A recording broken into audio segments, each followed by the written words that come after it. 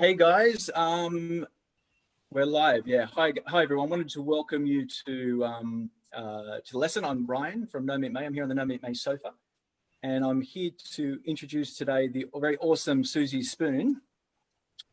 Hi Ryan. Hey Suzy, how you going? Yeah, really good. Thank you. Thanks for having me. No worries. No, thanks for joining us. Really awesome. For those of you who are not in Sydney, I just want to give a quick intro to Suzy. Suzy is a bit of a local legend. Suzy opened the first vegan butcher shop in Australia back in 2012. And we discovered Suzy in about 2013 when she had her butcher shop on King Street, Newtown. And it had attached to it the most amazing cafe. And it's where you could go along and get the most incredible breakfast, I think, known to humankind. So when Suzy closed that shop and it moved to a different destination, that cafe closed. I think it was declared a national day of mourning amongst us Sydney vegans. And so we're really stoked that Suzy's here today to share that veggie breakfast, or a very similar one, with us today, so we can all make it from home. Yeah, and I guess while we were thinking, you know, I guess it's a bit of a no-brainer really, but while we were thinking of who we could get to do a cooking lesson today and show us about veggie breakfast, obviously it was a no-brainer. We went straight to Suzy. So thank you, Suzy. You're welcome. Thanks. And for everyone who's at home, you know, you can cook along with Suzy now, or you can watch it on the Facebook page later, and or both. And so I'll throw over to Suzy to lead us through. And if you've got questions in the lesson, just pop them into the Facebook thread, and we'll ask those questions of Suzy. And yeah, we'll get cooking. So over to you, Suzy. Well, thanks so much, Ryan. Well, I just thought we'd make like a big fry up, you know, a big Saturday morning fry up of a breakfast and have a bit of fun. So the first thing that you want to do for this breakfast, because we're going to do mushrooms, hash browns, tomato, vegan sausage, avocado, toast, and gourmet beans. It's quite a few things, but I've kept them all quite simple and asked you not to buy too many ingredients, so that you can try and do all of it. But if you just want to do one element of it, totally fine and up to you. First thing you want to do though is we'll get the oven on to 200 degrees so we can do the mushrooms and the tomato. So I'll just do that. Okay, and then we want to chop up our potatoes for our hash browns. So I've chosen here some russet potatoes. They're like a floury potato, so not a waxy one. And I'm using them so that, you know, it's quite complicated with potatoes. Just put them through here and get them into little pieces, and you can use I don't know if you can hear me. Yeah, it all sounds fine. Okay, of course, at home you can use a hand grinder, a grater, absolutely fine. But because I've got this food processor, so why not use it? And I've chosen the floury potatoes because the waxy ones are a bit dense. And if you want to use them, then I think you really need to pre-cook them just a little bit. But these, being a floury potato, they're quite starchy and great for hash browns. I'm just going to put a little bit of salt in with them. And the salt is to flavor them, but also to draw out a little bit of the liquid. So I'm probably putting in, you know, maybe like a whole tablespoon of salt, and then mix them up a little bit so that it will draw a little bit of the liquid out. Mix them a little bit, and then you're just going to leave them there for the liquid to come out, and we'll give them a bit of a squeeze in a moment. So also for our beautiful breakfast, I thought we might do some baked portobello mushrooms. So for the portobello are like such a robustly flavored mushroom, perfect for breakfast and perfect for baking. So I'm just going to take the stem off because they can be a little bit woody sometimes. If you were my dad, you'd leave that on, but not him. So we'll take them off. And also some people are a bit funny about the gills and they like to scrape that out with a spoon. I'm not funny at all with the gills and more than happy to use them. So I'm just going to slice them in really chunky pieces. As you can see, I like them quite thick. You can get them more bacony if you go thinner, but I quite like this. And in 20 minutes, these will still cook really beautifully. So slice them up. Okay, we're going to get them on a baking tray with a bit of paper, a bit of baking paper on there already. Get them on. Oh my God, these are going to be so yummy. If you don't have a portobello mushroom, the portobello is kind of the same. It is the same mushroom as a Swiss brown, but it's like, you know, an elderly mushroom of the Swiss brown, like the grandpa. And like how the field mushroom is the grandpa of your button mushroom. Okay, then also we're going to put some tomatoes on. I just think if I'm doing this for 3 people, I think maybe 4 tomatoes per person. 1, 2, 3, 4. And look, and that is plenty, because this is really, honestly, such a big breakfast and probably too much breakfast. But you know, why not, eh? It's like the weekend. Yeah, it's the weekend, and we can't all go out to cafes anymore. They can only have 10 in there at right now. So just a bit of olive oil on them, a little sprinkle of salt. I'm just using like a flaked salt because it's so lovely, and then just a bit of pepper. They're fine all in the one tray. In fact, those tomatoes, as they cook down, are going to bring a little bit of flavour into the mushrooms.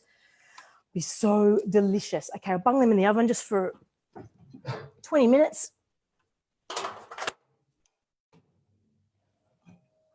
Okay, so the next thing that we're going to do, if we want to make all this happen in half an hour, we should get onto our onion for our gourmet beans. And I am cheating a little bit with the beans because I'm using a tin of beans. And you can buy baked beans in the supermarket. They're still a beautiful, nutritious ingredient. But if you want to make baked beans from scratch, such a lovely thing to do. We have a website, which is ssvb.com.au. And on that, if you go to the recipes section, there's a recipe there for polenta sausages. And it has a lovely recipe for homemade baked beans. But for now, I think for today, we're trying to do this quickly on a Saturday morning when everyone's really hungry. And I'm just going to do like a cheats version. So I'm dicing a brown onion. Alrighty. Chunky is fine. Yeah, it's good with the beans. We noticed a lot of people doing No Meat May in the community group. A lot of people are plating up the most amazing veggies and food, but they so often forget to put that protein in. And I know obviously all of your products from your range, but also obviously the beans, but they're higher in protein, and that's how you get that full feeling. I think. Yeah, absolutely. Yeah, and it's no shame in using a tin of beans, and you can even just use them as they are or jazz them up as I'm doing today. So I've got the whole brown onion in there. It's only a small to medium one. I've got a bit of olive oil in there. I've put about probably really, as I poured, probably more than a tablespoon, but a tablespoon should be sufficient. Get this going. All right, get them cooking.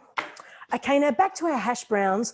So we had these sitting with the salt to draw out some of the water, and it's put a little bit of the liquids coming out there. That's exactly what we need to do. So remember, this was a starchy potato. We've used the food processor, so the strains are nice and long.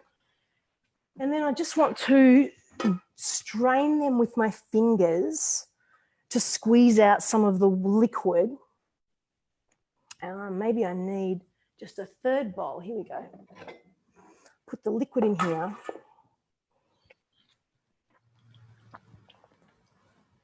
Now, if we kept the liquid in, they just wouldn't end up as crispy as what we're going to do. So I love a crispy hash brown. Remember, it's already got its salt in it. And now we're squeezing out the liquid. And, you know, some people like to rinse the potato to get rid of all the starches. And Ryan, they say that will make a crispier hash brown. But, you know, I think a little bit of starch I think it's really pleasant in the hash brown when you go to eat it. So, you know, I've done the rinsing thing, and I don't think it's necessary. Just as long as you squeeze the liquid out. And I'm squeezing with all my might. And that is enough. That is total enough. Right, we'll put that to the side. It's proper vegan strength there, Suzy. Hey, Those guns. Listen, I missed at the beginning. I had a couple tech issues when I was just getting started, but did you peel the potatoes or they got skins on? Oh no, darling, I don't peel anything ever, like anything. So no, that's like absolutely fine to not peel, but they were rusted. So those are the ones that come with all the dirt on them. And I wash the dirt off, obviously, but that's like totally keep the skins on, extra nutrients in there. Yeah, I'm like, you know, a la naturel.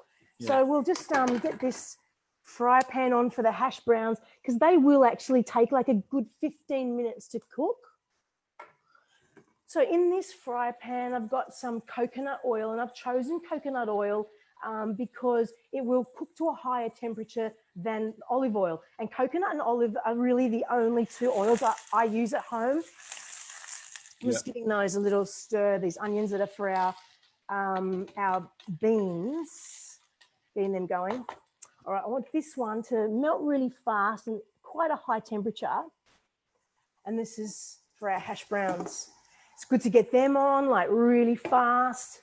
Now, coconut oil, you don't want it, there's the two types of coconut oil, like your really natural one and then your refined one. So I like to use the refined one because it doesn't taste like coconuts, and because I just don't like all my food tasting like coconut, and so I've used, I'll tell you, like, I don't want to do brand placement, but Spiral make one that's organic, but it doesn't taste like coconuts. So it's a refined coconut oil, but it's still organic. And, you know, when we've got that in our lives, why wouldn't you, you know? The coconut oil, I think, as far as from what I've read, it can actually reduce cholesterol. So sounds good. Why not? So now I'm just going to make a little ball with the hash brown, and with the potato, and bung it in there. I'm only going to cook 3 because this breakfast is for 3 people. A nice little pile like that. And you'd think that won't stick together without flour or without heaps of other ingredients, but totally, it absolutely will. They'll stick together. They'll get nice and crispy. And it's so natural, Ryan, you know? I don't have any other ingredients in here. I haven't popped all flour or all. They look amazing. They look amazing. Yeah. Look at that. Yeah. I mean, you know, like really at home, maybe, you know, if you want to jazz it up, you could put some onion in there or some garlic and even some lovely fresh herbs or something. But I'm just trying to do it with simple ingredients, very few ingredients. Not everyone's nipping out to the shop all the time at the moment with COVID. Yeah. Okay, so got them cooking there in coconut oil. Of course, darling, you could have used olive oil or any other vegetable oil that you have at home, but I would choose the coconut oil. Yeah. But then pretty much for everything else we make at home, I just use olive oil. And I just have a nice olive oil that I get at the farmer's market, you know, locally squeezed or crushed or whatever, and I use that for everything. So I've got them going on, and I'm just going to leave them alone. Don't touch them, don't move them. They will like bind together and join together if you just leave them alone. And I'm jumping ahead here, but I'm guessing the trick is to like the old days, you know, like a steak, you want to turn them once, maybe, is that right? You keep them there for a while? I would just try and leave them until they're ready to turn, and then just turn them once. Once they're sort of bound together, if you want to turn them, flip them a few times, if you're that kind of person, no trouble at all. But really for now, they just want to do their thing and they don't want to be disturbed. Gotcha. All right, so we'll have a look at what else goes into. Respect the hash brown's privacy for a couple of minutes. I love it. Absolutely. We'll leave them alone, have their time.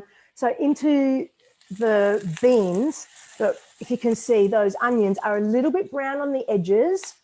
The inside is translucent, so you know that they're cooking through, like totally perfect. So I'm going to put in 1 teaspoon of smoky paprika. That is a good ingredient. You've got to get some smoky paprika for home, okay? Sweet paprika works beautifully as well, but for beans, you know, you want that cowgirl style. Do you know what I mean, Ryan? Like a little bit smoky in your beans. Yeah. It's a good, we actually use it a lot to replace instead of salt. So if you want to get like, obviously nobody wants too much salt in your diet. So smoky Absolutely. paprika gives you like a really beautiful flavor without keeping your salt down. So true, so true. Now, Ryan, speaking of salt, I'm going to use this brand of beans. The thing with beans is that just some beans in the supermarket have like milk powder in them. So, yuck, you don't want those ones. But in the health food store and in some parts of supermarkets, they've got some with no milk powder, and bless their heart, honest to goodness, have done these beans. They're absolutely beautifully spiced, but they've got the no added salt. Bless them, and they're thinking of my health. But because of that, darling, I'm just going to have to add a little bit of salt. A little bit. You totally know what I'm saying. I mean, if this was a healthy breakfast and we were having some, a big juice and some muesli and stuff, and I'd be like, well, I wouldn't add the salt. But this is not that type of breakfast. You're cooking here with Suzy Spoon, and we don't. That's not how we do it here. These are great beans. There's no, they do have sugar in them already, but no salt and no milk products in there. Honest to God, the smell from that is absolutely delicious, Ryan. Yes, nice. I've never done that. I've never mixed onion and beans together like that. Like I'll put them on a plate, but never mix them. That's a good tip. Look, if you just, at home and you just want to have the plain beans, totally fine. But if you want to jazz it up a bit and have, like some beautiful breakfast, then totally. Now, I've got a vegan Worcestershire sauce here. I sell this in my shop, but you can get vegan Worcestershire sauce all over the place, like especially in a health food store.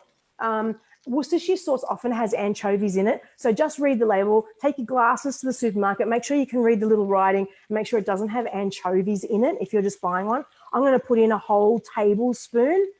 It's just going to lift the flavor, take it to next level, But as I said, if you want to do them from scratch, go to our website, and we've got, how to make a beautiful baked beans from scratch on the website. But this is like Cheat's version. Yeah. Real quick, maybe some people are a little bit hungover. And so to not take too long making the breakfast is the winner. All right. Now, all this needs is, because bless their heart, gone the low salt, I'm going to put a bit of salt in. It probably, honestly, Ryan, probably needs I'm worried about those hash browns over there now. I'm looking at those hash browns. They're good. Look, aren't they getting crispy? Absolutely beautiful. I'm going to turn them in a sec. We just put a whole tablespoon of salt into the beans. Now, just read the label of your beans. If they've already got salt, you won't need to add any. But look at these. Oh, my God. Wow. Check them out. Oh, yeah. Wow. Beautiful. Crispy on the outside. Absolutely beautiful.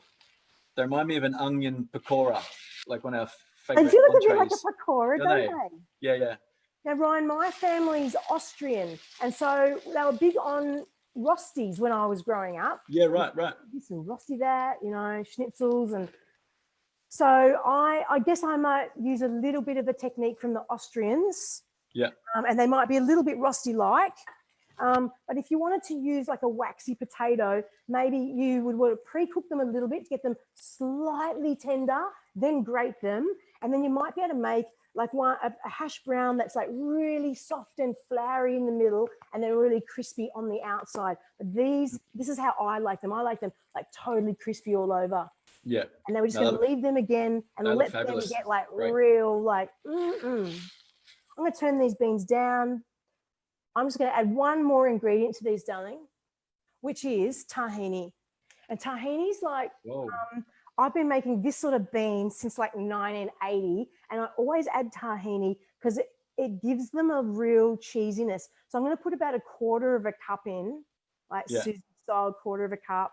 We're about that much. All right. And I know we're all about the flavor, which is what this is all about, but tahini is such a great, it's like so much nutrition, hey? Like all the calcium and the... Totally full of calcium.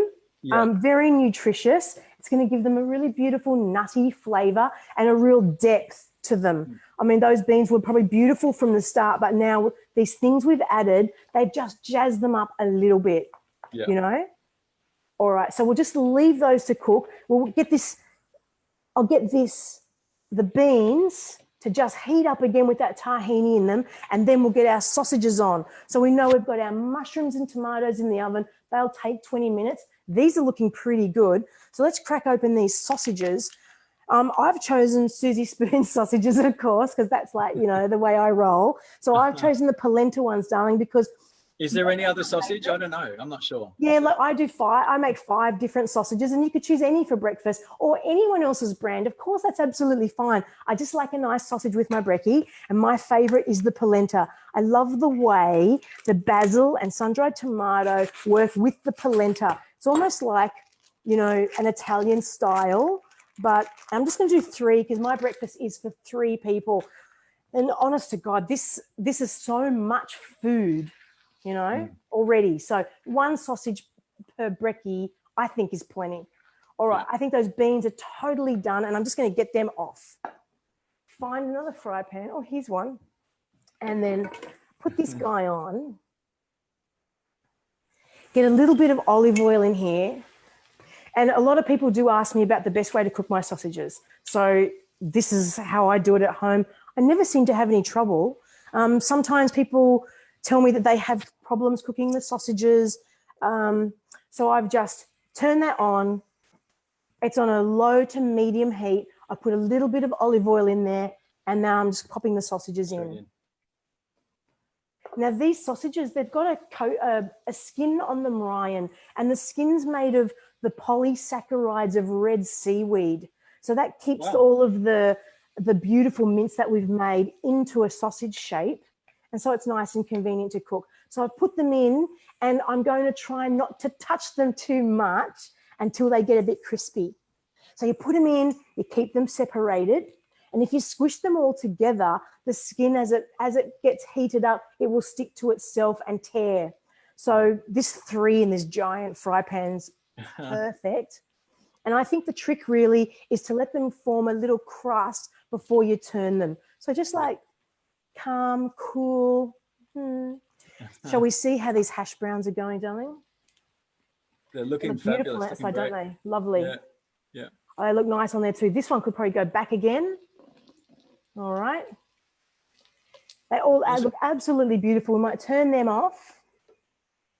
Nice.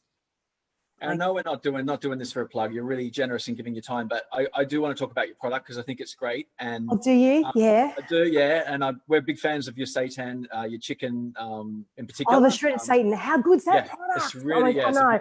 I mean, don't mean to blow my own trumpet, but I just love the shredded seitan. It really is so versatile. You can use it in anything, can't you? Just get it nice and crispy in a little bit of oil, and then you can add it to like any curry or casserole, or like honestly, I just eat it out of the fry pan when I cook it. It's so yummy. And I think that's true. Like we're talking before about people who do know me, May, and people do it for so many different reasons, but and there are different stages of you know, heading in that less meat direction. Yeah. But what for people who are beginners, I think can be a lot to get your head around. But one of the simplest things is just replace the meat with a meat substitute. Yeah, and I think absolutely. having products like the shredded chicken and sausages and stuff that you can just replace them out. It's like actually it makes it quite easy to I guess to switch things up. Everyone knows what to do with a sausage, don't they? Everyone knows what to do with some shredded chicken. So that's why I did it. I just thought it will make it easier for people to eat less meat. And that's totally my thing, you know? Just alternatives. And also so that families can all eat the same thing, but that there's no... I just hate that thing where, you know, you've got 2 members of the family that are vegan and 2 members that are eating meat still, and the mum or dad's got to cook 2 meals. Like, no way. You want to cook, everyone's having sausages, or everyone's having the chicken thing, you know. So that's how I do it. Now I've got this turned up quite high, so these are cooking really fast. But look, honestly, they're not sticking, they're not tearing. They're just getting a nice coating. So my toaster is in the other room, so I'm not putting my toaster on. But if you had your toaster right near you now, darling, put your toast on, okay, so that this all happens at the same time. What I want to show you now, Ryan, is the best way to do an avocado. I'll just turn this down. It's cute, but it's a bit of a mystery, this fryer, this hot plate to me. So, okay, so to do an avocado while our sausages are cooking, and while your toast is cooking, get the avocado with a nice little knife, and you're just going to cut it all the way around the middle. Okay, now I'm just going to show you this so you don't hurt yourself. Separate it by twisting it. That side's fine. This side, you want to very gently put your knife into the seed and pull it out. Then you can get it along your bench, seed gone. Okay, into the bin. Now, apparently at RPA, they've got a thing called avocado hand at the emergency unit in RPA where people go with their hand with the knife. Yeah, real bad. So we don't want to do that. You choose a nice soft avocado, but not too overripe. Okay, then you want to get our avocado and cut one side of it into a quarter and then peel off, probably from the long end. You know how one end's a bit long and one end's a bit stumpy? From the long end, you peel off the skin. Now, this is how you do it if you work in a cafe. So you want your beautiful cafe breakfast. And then you're going to slice it into little slices like that. And then, Ryan, look, darling, you can just, you know, feather it out like that. And then, I mean, I'll probably do the other ones a bit nicer, but that one, you know, that's how you get your lovely avocado in a cafe, just like that. That's how you become an Instagram influencer. Oh, totally. A bit of pepper on there, you know, and you pay a lot of money to do very little work. How awesome. Okay, I think we're ready to totally plate up. Okay, so I've got my plate here. My toast that I had to prepare earlier because my toast is in the other room. Beautiful. Okay, so these hash browns are ready. These sausages can't take any longer. I mean, look at them. Absolutely. The smell from those sausages, Ryan, is so delicious. You can smell them from here. Browns. Get them on here. You could go a bit of olive oil on your toast, but darling, honestly, I think we've got enough oil going on here, you know. Yeah. Get our things out of the oven. They've had 20 minutes, so they're perfect. These beautiful portobello mushrooms have gone really sort of almost bacony on top, but they're still really like gnarly and thick. So absolutely beautiful. Get some of them on the plate. Oh my God, this is so yummy. And then some tomatoes. 4 tomatoes there. The hash brown and mushrooms, tomatoes. Got a little bit of beans on here, maybe over the bread, the toast. Oh yeah. Okay. I'm going to put a sausage on. Let's see. This guy here, like, how's that on there?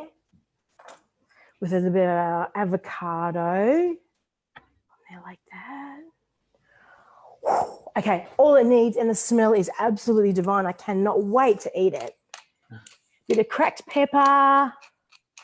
Like, hello, at a cafe, $22, but at home, you know, I don't know, $12.50 maybe max, you know. 50 cents. 50 cents, yeah. So you know, I mean, I did get a few things from the health food store, like the tahini and the beans, but really low budget, you know, and you've got seriously $22 worth of breakfast there.